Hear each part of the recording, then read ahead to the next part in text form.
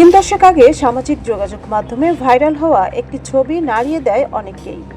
এক বাবা নিজ সন্তানের কবরের পাশে রাতভর পাহারা দিচ্ছেন, কারণ তার সন্তানের মৃত্যু হয়েছে বজ্রপাতে। বাবার ভয় মরদেহ চুরি হয়ে যেতে পারে। কিন্তু কেন এই ভয়?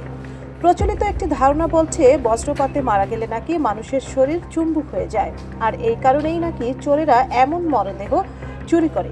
কিন্তু বাস্তবতা সম্পূর্ণ ভিন্ন।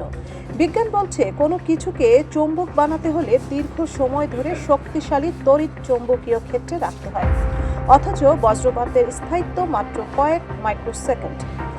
এত কম সময়ে কোনো বস্তু চৌম্বক হওয়া অসম্ভব। আরও গুরুত্বপূর্ণ বিষয়, মানুষের শরীর মূলত কার্বন, অক্সিজেন, হাইড্রোজেন ও নাইট্রোজেন দিয়ে তৈরি। রক্তে লোহা থাকলেও তা আয়রন আকারে থাকে, যা চৌম্বক তৈরি করতে পারে না। বরং বজ্রপাতের প্রচণ্ড তাপ যে কোনো চৌম্বকত্ব নষ্ট করে দেয়, অর্থাৎ বজ্রপাতে মৃতদেহ কখনোই চৌম্বক হয় না।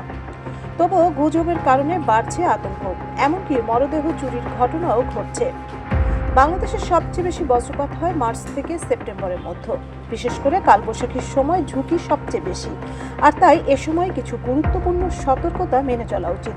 বজ্রপাতের সময় দ্রুত পাকা ঘরে আশ্রয় নেওয়া, খোলা মাঠ বা গাছের নিচে না থাকা, পানি বা নদী থেকে দূরে থাকতে হবে, গাড়িতে থাকলে জানালা বন্ধ রাখতে হবে, আর সবচেয়ে গুরুত্বপূর্ণ, বজ্রহত ব্যক্তিকে স্পর্শ করলে কোনো ক্ষতি হয় না, তাই দ্রুত তাকে হাসপাতালে নেওয়াই জীবন বাঁচানোর উপায়। সচেতন হন, গুজব নয়, সত্য জানুন। আপনার সচেতনতাই বাঁচাতে পারে একটি মানুষের জীবন। সঞ্জিতা জ্যোতি, সারা বাংলা।